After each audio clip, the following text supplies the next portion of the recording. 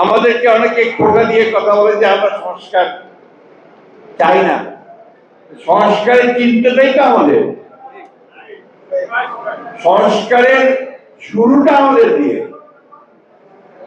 1975 সালের আগে শেখ মুজিবুর রহমান, যিনি ফ্যাসিজমের মূল হোতা, তিনি গণতন্ত্রকে কবর দিয়ে গিয়ে এক বাকশাল করে দিয়েছেন, তাই না? সেই বাকশাল দিয়ে ফিরিয়ে বহুদলীয় গণতন্ত্র নিয়ে এসে মাল্টি পার্টি সিস্টেমের যে গণতান্ত্রিক ব্যবস্থাটা চালু করলেন কে? কে বলেন? জিয়াউর রহমান, আমাদের দলের প্রতিষ্ঠাতা। তিনি মুক্ত করলেন সমস্ত অন্ধকারকে। রাজনৈতিক ভাবে এই বহুদলীয় গণতন্ত্র, বাক স্বাধীনতা, সংবাদপত্রের স্বাধীনতা, জিয়াউর রহমান শুরু করে নতুন সংস্কারের মধ্যে দিয়ে। এটা ছিল তার রাজনৈতিক সংস্কার। আর অর্থনৈতিক সংস্কার কি ছিল?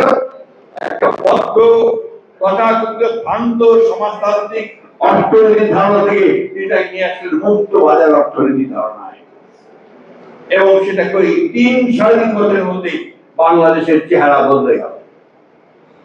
যে নিক্সন বলেছেন যে বাংলাদেশ একটা বটমলেস বাস্কেট, সেই আমেরিকা বলল যে বাংলাদেশ এখন একটা সম্ভাবনাময় দেশ। এই কথাগুলো আমাদের মনে রাখতে হবে, জানতে হবে বারবার। দেশনেত্রী বেগম খালেদা জিয়া তিনি প্রেসিডেন্সিয়াল ফর্ম অফ গভর্নমেন্ট থেকে পার্লামেন্টারি ফর্ম অফ গভর্নমেন্টে নিয়ে গেলেন। 9 বছর এই যারা বসে আছেন তারা দেশনেত্রীর সঙ্গে লড়াই করেছেন, রাস্তায় জেল খেটেছেন একইভাবে স্বৈরাচারকে দূর করার জন্য।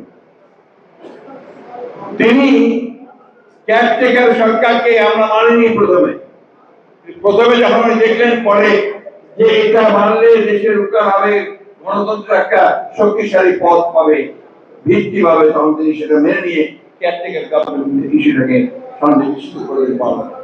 যার ফলে 3টা ইলেকশন হয়েছে, ইলেকশনগুলো নিয়ে প্রশ্ন মানুষের ভোটের অধিকারটাকে নিশ্চিত করে। মহিলাদের ক্ষমতায়ন, শিশুদেরকে বেড়ে ওঠার ব্যবস্থা, স্বাস্থ্য ব্যবস্থাকে জনমুখী করা, সবই কিন্তু সংস্কারের মধ্যে দিয়ে আমাদের নেতা শেখ মুজিবুর রহমান এবং নেতৃত্বে আজকে খুব কষ্ট পাই যখন শুনছি, পত্রপত্রিকা দেখছি, শহীদ জিয়ার প্রতিষ্ঠিত শিশু একাডেমিকে তার এখনকার যে জায়গায় ভবন আছে সেদিকে সরিয়ে ফেলা হবে।